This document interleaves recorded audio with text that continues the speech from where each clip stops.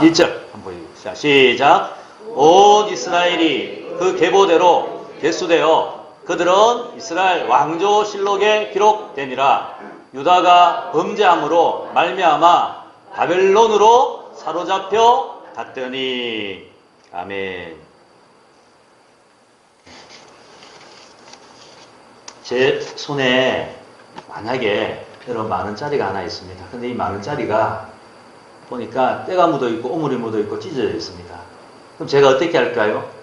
때는 털어내고 오물은 씻어내고 찢어진 것은 어떻게 해요? 테이프로 다시 붙여서 사용할 겁니다. 왜요? 찢어지고 오물이 묻었다 할지라도 그 10,000원의 가치는 똑같지 않습니까? 그렇지요? 마치 이처럼 이스라엘 백성들이 죄로 말미암아 오물을 덮으시고 그들이 하나님 앞에 징계를 맞아 찢어지고 흩어졌지만, 그래서 세상 사람들은 이들을 보고 조롱하고, 지난주에 얘기했잖아요. 그들이 예루살렘에서 쫓겨났다고 조롱을 받았잖아요. 자기 스스로 수치스러워했지만, 그러나 성경을 보면 우리 하나님은 그들을 여전히 내 자녀, 너희들은 내 보배, 내 존귀한 백성이다. 하나님은 그렇게 말씀해 주고 있습니다. 그들의 가치는 하나도 없어지지 아니한 것을 오늘 우리 역대상을 보면서 알 수가 있어요. 이스라엘 백성들의 정체성을 오늘 9장 1절 중심으로 찾을 수가 있어요. 여러분, 우리 지금 역대상 1장부터 8장까지 여러분 읽기가 매우 힘들었지 않습니까? 왜냐하면 족보가 쫙 나오거든요. 이 족보는 어떤 족보냐 하면 이스라엘이 아담부터 시작하여 포로로 붙들려가고 그 위에 포로 기간까지의 족보입니다.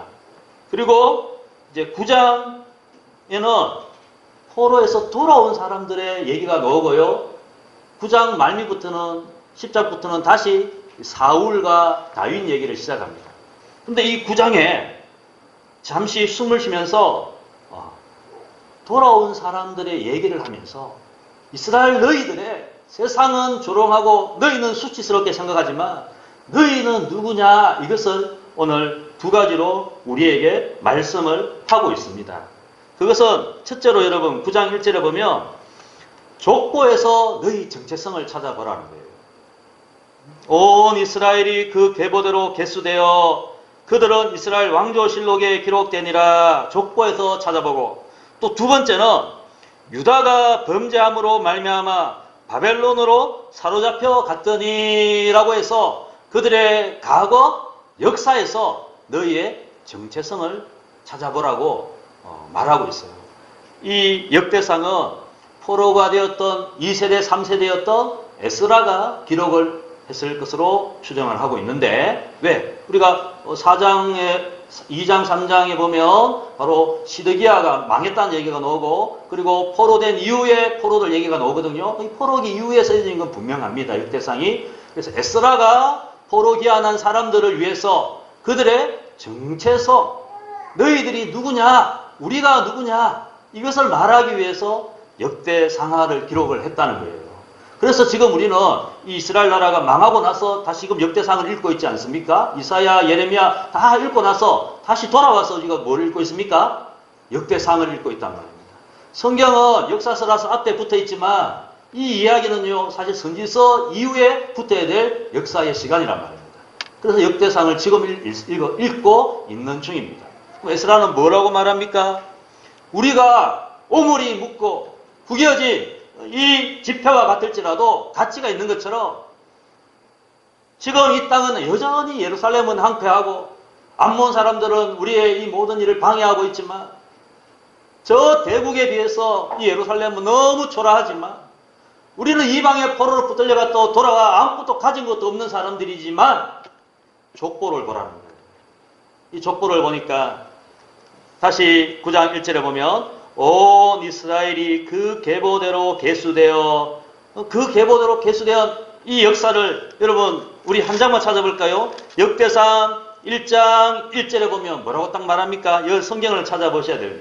역대상 1장 1절에 보면 여기는 보면 여러분 다윗 얘기도 했고 아브라함 얘기도 했고 1장 1절에 노아 얘기도 했고, 그 노아를 이어서 쭉 가보니까 누구까지 올라갑니까? 에노스, 셋, 아담까지 올라가는 거예요. 여러분, 이 역사를, 자기 족보를 아담의 자손이라고 말하는 이유가 뭡니까? 아담은 누가 만드셨습니까? 하나님이 창조했거든요.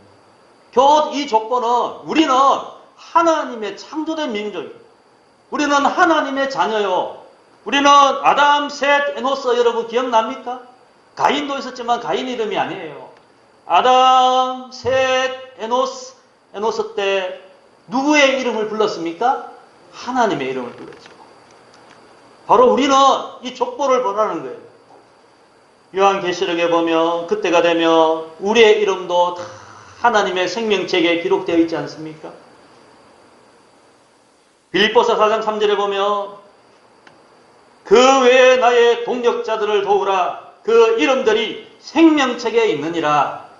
하나님의 사람들 이름이 생명책에 기록되듯이 이스라엘의 이 족보는 그냥 우리가 누구 혈통이냐를 말하는 게 아니라 우리는 지금 포로 되었다가 돌아온 백성이요.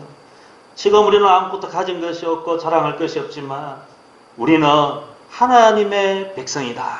이것을 에스라는 그 자손들에게 정체성을 심어주고 있습니다. 그리고 이 족보 가운데는 보면요, 불편한 얘기도 있고 부족한 얘기도 있고 허물도 있고 수치도 있지요. 유다 같은 사람은 여러분 얼마나 많이 기록된지 모릅니다. 2장, 3장, 4장이 유다 족속을 얘기해요. 왜? 에스라가 왜? 다른 족속, 12족속이 있는데 왜 여러분 이 8장까지 오면서 2장, 3장, 4장을 유다 족속을 그렇게 얘기할까요? 그 유다 족속은 왕의 족보였고 메시아의 족보였고 앞으로 일어날 모든 이방인 가운데 메시아를 믿고 구원받을 족보잖아요. 그러니까 유다 족보를 이렇게 강조해요. 6장의 레위 지파를 강조해요. 다 이유가 있는 것이죠. 우리의 수치에도 불구하고 우리 하나님이 여전히 신실하게 우리를 붙들고 계신다. 이것을 말씀하고 있습니다. 유다 족보 얘기가 나온 김에 여러분 4장을 한번 보십시오. 유다 족보를 4장에 보시면 이 이야기가 끼어있는 이유가 뭐겠습니까? 분명히 여러분 3장 16절에 보면 여호야김의 아들들은 그의 아들 여호야긴을 말하고요. 그의 아들 시드기야 다 결국은 망한 왕들을 얘기 아닙니까? 3장 17절에 보면 사로잡혀간 여호야의 아들들은 이라고 해서 포로 이후를 또 말하고 있잖아요. 그래서 역대상은 포로 이후에 기록이 되었고 분명하고요. 4장에 오면 유다의 아들들 계속 유다의 아들들 얘기를 또 하잖아요. 하면서 딱 4장 9절에 보세요. 우리 너무 좋아하는 구절이죠. 야베스 얘기가 나옵니다. 야베스는 그의 형제보다 귀중한 자라 그의 어머니가 이름하여 이르되 야베스라 하였으니 이는 내가 수고로 인하였다 함이었더라. 그래 야베스 이름의 뜻이 뭡니까? 고통, 수고, 슬픔 이런 뜻이 있어요. 10절 말씀 다 같이 한번 믿음으로 읽어보겠습니다. 시작. 야베스가 이스라엘 하나님께 아뢰어 이르되 주께서 내게 복을 주시려거든 나의 지역을 넓히시고 주의 손으로 나를 도우사 나로 환난을 벗어나 내게 근심이 없게 하옵소서 하였더니 하나님이 그가 구하는 것을 허락하셨더라. 아멘. 왜 이 말씀을 할까요? 이스라엘 포로된 백성들이 절망 가운데 있지 말라는 겁니다. 야베스의 수고와 슬픔, 고통의 사람도 하나님 앞에 믿음으로 나의 지경을 넓혀 주옵소서, 주의 손으로 나를 지켜 주옵소서, 내게 이 환난을 벗어나 근심이 없게 하옵소서 할 때에 하나님이 그 기도를 응답하신 것처럼 우리도 하나님을 믿고 믿음으로 간구하고 구하고 찾을 때 하나님이 우리와 함께 하신다. 이것을 어떻게 해요? 이스라엘 백성들에게 말하기 위하여서 힘을 내라고 선포하고 있는 것이죠. 그 정체성이 무엇입니까? 세상은 우리를 포로라 부르나 우리는 하나님의 보배라. 이것이 그들의 정체성입니다. 오늘 믿음을 향한 길을 걷는 우리 성도들 마찬가지죠. 이스라엘 백성이 이 벌레 같은 야고바라고 했지만 하나님은 뭐라고 말씀했느냐? 오늘 예배 시작에 이 성경 구절을 인용한 것처럼 야고바 너는 벌레가 아니다는 거예요. 너를 창조하신 여호와께서 말씀하신다. 이스라엘아, 너를 지으신 이가 말씀하신다. 너는 두려워하지 말고, 너는 부끄러워하지 말고, 너는 절망하지 말고, 나는 아무것도 아닙니다, 무능합니다 하지 말고, 내가 너를 부속하였고 내가 너를 지명하여 불렀나니 너는 내 것이라 그랬어요. 네가 내 눈에 보배롭고 존귀하며. 참 대단하지 않습니까? 아무것도 아닌 그들을 우리 하나님은요 이렇게 사랑한다고. 에스라는 그 정체성이 너무 분명했습니다. 베드로가 실패하고 낙심하고 고향으로 돌아갔으나 우리 하나님은 베드로를 어떻게 세우셨습니까? 사람 낚는 어부가 되게 하리라. 내 양을 먹이라. 내가 이 반석 위에 내 교회를 세우리라. 베드로를 그렇게 축복해 주셨습니다. 그래서 바울은 로마서 4장 17절에 우리 하나님은 죽은 자를 살리시며 없는 것을 있는 것으로 부르시는 이시니라 그랬어요.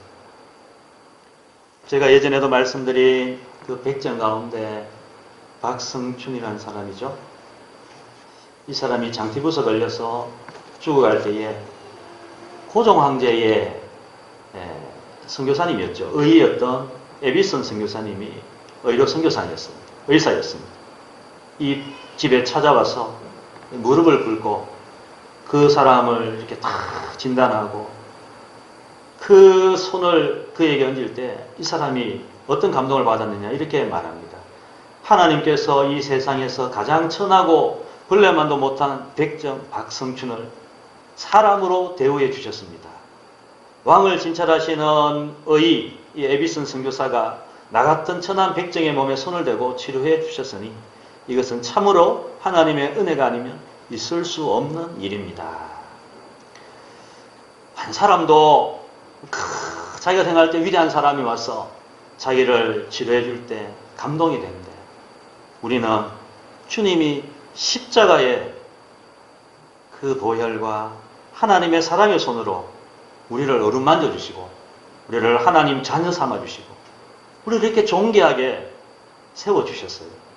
미쁘다 모든 사람이 받을 만한 이 말이여 그리스도 예수께서 죄인을 구원하시려고 세상에 임하셨도다. 죄인 중에 내가 개수니라. 이런 죄인 중에 개수를 하나님이 사랑하시고 나를 존귀하다 해주셨어요. 그러므로 우리는요 못나도 부족해도 무능해도 죄가 많아도 여전히 날 사랑하시는 하나님 안에 있음을 믿어야 해요. 나보다 더 잘난 사람 시기할 필요가 없어요. 무능하다고 주눅들 필요가 없어요. 실패자라고 여러분 절망할 필요가 없어요. 나는 가치 없다고 말해도 안 돼요. 왜요? 하나님이 우리를 이렇게 자기 생명을 다하여 사랑해 주셨는데 얼마나 존귀한 부유한 사람들입니까? 여기에 우리 정체성이 있는 겁니다. 에스라는 회복되어 이스라엘의 황폐한 땅에 돌아온 그 사람들에게 우리는 하나님의 사람들이다. 존귀한 사람들이다. 이 정체성을 족보를 통하여 말씀을 하고 있습니다. 그리고 또 하나는요. 역사에서 정체성을 찾고 있습니다. 다시 한번 1장 후반절에 보면 이렇게 말하죠. 유다가 범죄함으로 말미암아 바벨론으로 사로잡혀 갔더니 라고 말합니다. 이 정체성이 뭘까요? 그들은 하나님을 믿는다고 하면서도 예루살렘이 마치 우리의 가마솥과 같다고 외적인 것만 의지하고 그 마음에 하나님을 신뢰함도 없고 오히려 세상의 물질과 우상을 더 섬기면서 애굽을 더 의지하면서 세상에 말입니다. 우리는 하나님의 백성이라고 할 때 하나님은 그들을 징계하셨습니다. 이것이 그들의 정체성이었어요. 그럼 이 말을 바꾸면 뭡니까? 이제 돌아온 우리들은 앞으로 역사를 보고 배우라는 거예요. 그런데 어떤 사람들이 말하기는 우리는 인간이 역사로부터 아무것도 배우지 못한다는 것을 역사로부터 배운대요. 이 말은 무슨 말입니까? 역사로부터 우리는 못 배운다는 거예요. 잊어버린다는 거예요. 잊어버리면 안 되죠. 고린도전서 10장 6절에 이러한 일은 우리의 본보기가 되어 우리로 하여금 그들이 악을 절개한 것 같이 절개하는 자가 되지 않게 하려 함이라. 우리에게 성경의 말씀은 다 본보기가 되는데 잊어버리지 말아야 한다는 거예요. 그러면 여러분, 에스라가 이스라엘 백성들에게 말하는 정체성은 무엇입니까? 우리의 과거의 역사를 보니 이러했기 때문에, 우리가 범죄했기 때문에 하나님으로부터 징계를 받은 거 아니냐. 이제 그러므로 어떻게 하자 하는 겁니까? 그래서 여러분, 오늘 9장에 이 2절부터 탁 보면 하나님이 유다 백성뿐만 아니라 에브라임, 므낫세 이런 사람들, 그 남북을 합쳐서 하나님이 돌아오게 하셨고, 베냐민 자손들 돌아오게 하셨고, 이 얘기를 9절까지 합니다. 그리고 10절에 보세요. 9장 10절에 보면 누구 얘기를 합니까? 제사장 중에서는 돌아온 사람이 13절까지 얘기하고요. 그리고 14절에 보면 누구 얘기를 합니까? 레위 사람 중에서는 돌아온 사람들을 쭉 얘기를 해요. 그리고 17절에 오면요, 누구 얘기합니까? 레위 사람 중에 문지기 얘기를 몇 절까지 얘기합니까? 27절까지 얘기하고요. 28절부터 보면요, 또 레위 사람 중에 하나님의 성전을 섬기는 사람들 얘기를요, 또 32절까지 하고요. 33절에 오면요, 또 하나님의 성전에서 예배할 때에 찬송하는 레위인들 얘기를 33절, 34절까지 다 하고 있어요. 여러분 성경을 이제 조금 생각해 보시면 알 겁니다. 에스라가 왜 이 역사의 8장까지 역사 얘기를 하다가 이제 10장부터 다시 이제 사울의 얘기, 다윗의 얘기를 다시 역사 얘기를 하거든요. 근데 이 9장에 돌아온 사람들 얘기를 하면서 족보를 얘기하고 돌아온 사람 얘기하면서 역사를 얘기할까요? 근데 이 역사를 가만히 보니까 범죄했다! 이 책망만 말하려는 게 아니더라고요. 그렇기 때문에 이제는 우리가 무엇이 중심이 되어야 한다는 거죠? 제사장, 레위인, 성전의 문지기, 성전에 떡 굽는 사람, 진선병 놓는 사람, 성전의 기구를 관리하는 사람, 왜 이런 사람들의 얘기를 하겠습니까? 돌아온 우리들의 중심은 무엇이 되어야 한다는 거예요? 성전이 되어야 된다. 예배가 되어야 된다. 하나님이 중심이 되어야 된다. 우리말로 하면 하나님의 말씀과 기도의 삶이 우리 중심에 되어야 된다. 하나님을 예배하는 삶이 우리 중심에 되어야 된다. 하나님의 교회가 우리 삶의 중심이 되어야 한다. 이게 허물어지면, 제가 성경 구절을 탁 찾아왔어요. 여호와께서 집을 세우지 아니하시면 세우는 자의 수고가 헛사이며 여호와께서 성을 지키지 아니하시면 파수꾼의 깨어있음이 헛사로다. 맞습니까?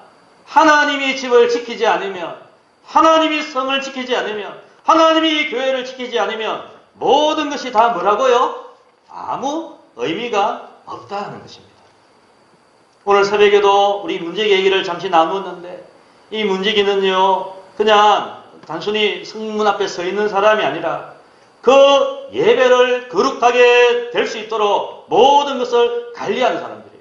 그 사람들 보면요, 오늘 9장 27절에 보면 그들은 하나님의 성전을 맡은 직분, 이 직분이란 말은요, 아멘이라는 의미에서 나왔는데요, 에무나에 나왔는데 신실하단 말이에요. 신실하다. 맡은 직분이 있으므로 주의 성전 주에서 밤을 지내며 아침마다 문을 여는 책임이 그들에게 있었더라. 28절에도 보세요. 그 중에 어떤 자는 섬기는 자는 쓰는 기구를 맡아서 그 수요대로 들어가고 수요대로 내오며, 어떤 자는 성소의 기구와 모든 그릇과 고운 가루와 포도주와 기름과 유향과 향품을 맡았으며, 또 제사장의 아들 중에 어떤 자는 향품으로 향기름을 만들었으며, 고라 자손 살룸의 맏아들 마따냐는 하는 레위 사람은 전병을 굽는 일을 맡았으며, 맡았다는 말은 신실하단 말이에요. 이걸 읽다 보니까 이런 생각이 문득 드네요. 여러분, 우리가 교회를 섬기는 일에, 여러분 밥을 짓는 일도 이와 같은 마음이에요. 여러분이 이 교회의 예배의 기도의 자리를 지키는 것도 성전의 기구를 지키는 자의 마음이에요. 여러분이 보이지 않는 곳에서 헌신하고 충성하고 봉사하고 섬기고 청소하고 여러분의 작은 물질로 교회를 섬기는 게 이 문지기의 마음이고, 성전을 섬기는 사람들의 충성이고 직분이고 마음인 줄 믿습니다. 이런 마음이 에스라는 생각할 때 뭐예요? 포로 돌아온 우리는 돌아오는 것 자체가 중요한 게 아니고, 여기서 껍데기 성전만 짓는 게 중요한 게 아니고, 이 안에서 우리가 보이지 않는 일, 문지기는요, 사실은 고라 같은 사람이 문지기가 아니라 뭘 하려고 했습니까? 제사장 되려고 반역을 하기도 했잖아요. 어쩌면 이름도 없고 빛도 없고 영광도 없는 일이죠. 그런데 영광받지 못한다 할지라도 내가 하나님의 나라를 위하여 작은 일에 애쓰고 힘쓰고 충성하고 우리 시간과 물질과 정성과 마음을 다하여 그 작은 섬김이 가정을 세운다는 거예요. 교회를 세운다는 거예요. 이것을 오늘 에스라는 이것이야말로 우리의 정체성이라고 말하는 겁니다. 여러분, 포로로 돌아오는 일이 쉬운 일이 아닙니다. 이미 그들은 세대를 거듭하면서 2세대, 3세대가 되어서 바벨론에서 정착도 했어요. 어떤 사람들은 중직에도 나아갔어요. 뭐 느헤미야 같은 사람 왕 앞에 서게 됐잖아요. 사업도 했을 것이고 가수원도 읽었을 것이고 집도 지었을 것이고 거기서 자녀나 잘 살고 있는데 돌아오는 일이 쉬운 게 아닙니다. 돌아오면 무엇이 있습니까? 아무것도 없어요. 황폐한 땅밖에 없어요. 돌아오면 무엇이 기다리고 있습니까? 저 암몬 모압 사람들이 이스라엘이 돌아오는 것을 방해하고 있어요. 그렇잖아요. 그래서 성경에 보면요, 에스라에서 보면 하나님 앞에 감동된 사람들이 돌아옵니다. 하나님 앞에 믿음으로 내가 돌아가야 되겠다. 하나님의 성전을 세워야 되겠다. 거기서 다시 이 민족의 정체성을 세워야겠다. 그런 사람들이 헌신되어 돌아오거든요. 돌아온 그들 앞에 자기가 맡은 일이 작다 할지라도 떡을 굽는 일이 여러분 얼마나 더웠겠어요. 덥죠? 덥죠 여러분? 저도 너무 더워가지고 바닥에 그냥 자다니까 그 다음날 대반 딱 몸이 안 좋더라고요. 아직도 그 영향이 며칠 동안에 있는 것 같은데 여러분 이스라엘도 얼마나 척박합니까? 뭐 조리기구가 오늘처럼 에어컨이 빵빵 돌아가면서 여러분 셰프처럼 인정을 받고 하는 것도 아닐 거예요. 레위인이 되어서 떡을 구우면서 더웠을 거예요. 그러나 이 일이 하나님 앞에 중심이 선 일이기 때문에 그런 일들이 모여가지고 하나님의 백성이 된다는 거예요. 너희는 먼저 그의 나라와 그의 의를 구하라. 우리 중심이 여러분이 무슨 일을 하실 때에 무엇이 중심입니까? 하루의 말씀과 기도가 내 삶의 중심입니다. 여러분이 어떤 일을 선택할 때에 하나님의 기뻐하시는 것이 그것이 우선되고 있습니까? 세상과 하나님 사이에서 머뭇거리는 그런 신앙이 아니라 그것이 시간이든 그것이 물질이든 그것이 나의 어떤 헌신이든 하나님이 기뻐하시는 일에 먼저 되고 있습니까? 여러분이 하나님의 나라를 섬기는 일에 세상 사람들의 인정이 없다 할지라도 충성스럽게 살아가고 있습니까? 하나님 그것을 기뻐 받으시는 것입니다. 아브라함이 자기의 안전지대를 버리고 하나님의 말씀을 쫓아갈 때 그는 정말 복이 되었습니다. 모세가 궁정의 화려함과 보화보다도 하나님의 백성과 고난받기를 선택할 때 그가 얼마나 아름답게 쓰임을 받았습니까? 가나안 초대교회 성도들을 위해서 자기의 소유의 밭을 팔아들인 바나바, 자기의 목숨보다 복음의 사역을 앞세운 브리스길라와 아굴라, 그 마게도냐 성도들, 빌립보 성도들이 가난한 가운데도 풍성한 연보로 하나님의 영광을 돌려드릴 때 그 일들이 얼마나 하나님 앞에 아름다웠습니까? 오늘 우리 가정, 오늘 우리 교회, 오늘 우리의 삶 가운데 우리가 공부할 때 우리 중심이 어디에 서 있는가 우리가 다시 돌아볼 수 있어야 합니다. 하나님은 저와 여러분의 작은 성김도 기뻐하십니다. 우리가 널리 알려진 얘기 가운데 1962년에 케네디 대통령이 나사를 방문했는데 복도에서 청소한 관리인에게 무슨 일을 하십니까? 라고 물어봤어요. 그 사람이 이렇게 얘기했어요. 저는 인간을 달에 보내는 일을 돕고 있습니다. 그랬어요.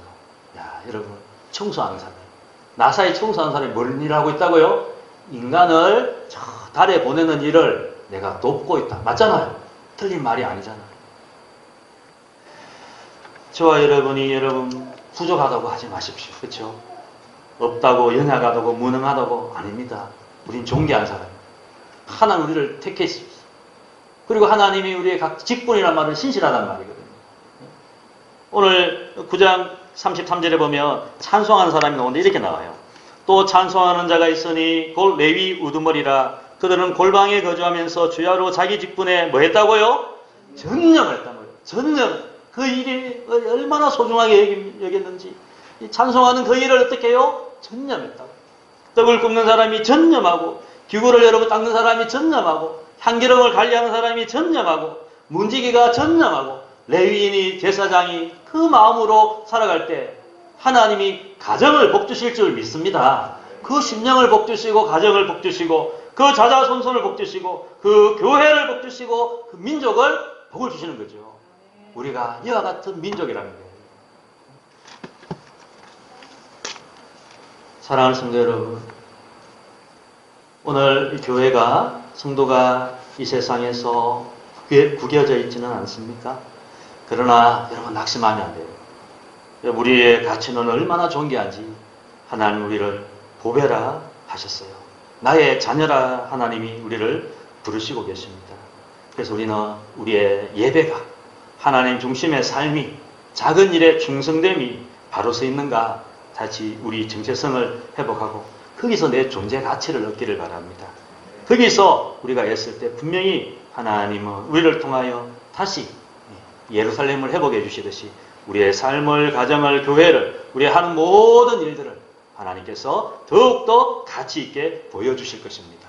그 하나님의 가치를 우리가 바라보고 승리해 가시는 저와 여러분, 정체성 있는 주의 백성들 다 되시기를 주님의 이름으로 축복합니다. 아멘. 우리 같이 한번 기도하겠습니다.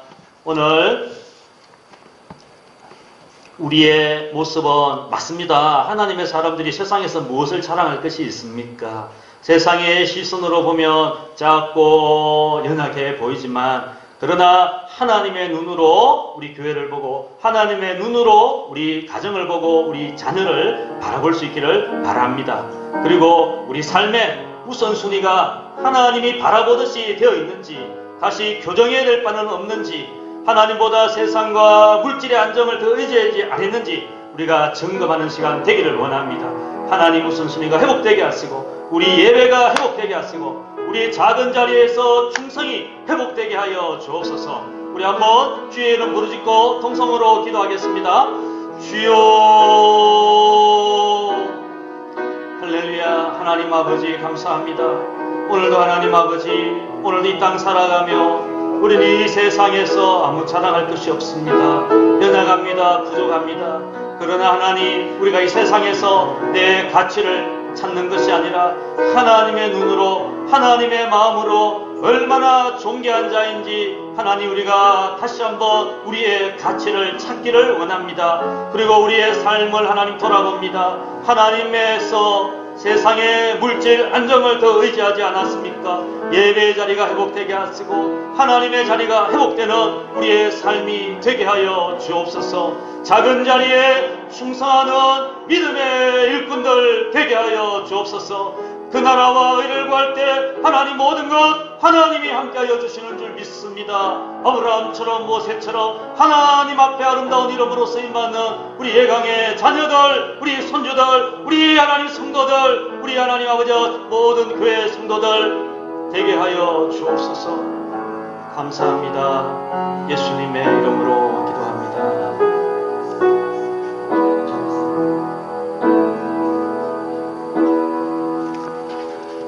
하나님 아버지 이 땅 살아가며 우리가 하나님 세상을 바라보며 나는 왜 이것밖에 되지 않는가, 왜 우리는 이렇게 무능한가, 나는 왜 없는가 하는 마음 있지 않습니까? 오늘 왜 이 교회는 그런가, 왜 믿음이 있는데 이런가 하는 하나님 낙심될 마음 없습니까?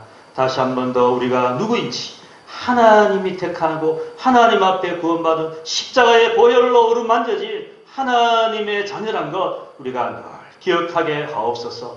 또한 우리 삶이 그 나라와 의를 중심할 때 하나님을 우선하고 예배를 하나님 신실함을 가질 때에 하나님이 얼마나 존귀하게 쓰시는지 우리가 간정이 있는 자 되기를 원합니다. 우리의 존재의 가치가 하나님 안에 있다는 것 늘 기억하며 사는 주의 성도들 되게 하여 주옵소서. 특별히 기도하옵기는 우리 하나님 아버지의 믿음의 성도들뿐만 아니라 우리 안에 자녀들, 우리 안에 손주들, 우리 자자손손들이 이 땅 살아갈 때 믿음으로 살아간다는 이 놀라운 복을 그들이 가치 있게 여기게 해주시고 이 세상을 의지하지 아니하고 하나님 앞에 물질로 시간으로 하나님 예배로 바로 세워진 우리 자녀들 되게 해주시기를 원합니다. 문지기의 신실함으로 살아갈 때 그들과 동행하시는 하나님의 역사를 체험하는 우리 믿음의 자손들, 손주들 다 되게 하여 주옵소서. 예수님의 이름으로 축복하며 기도합니다. 아멘. 같이 310장 일어나셔서 같이 찬양 드리고 축도하겠습니다.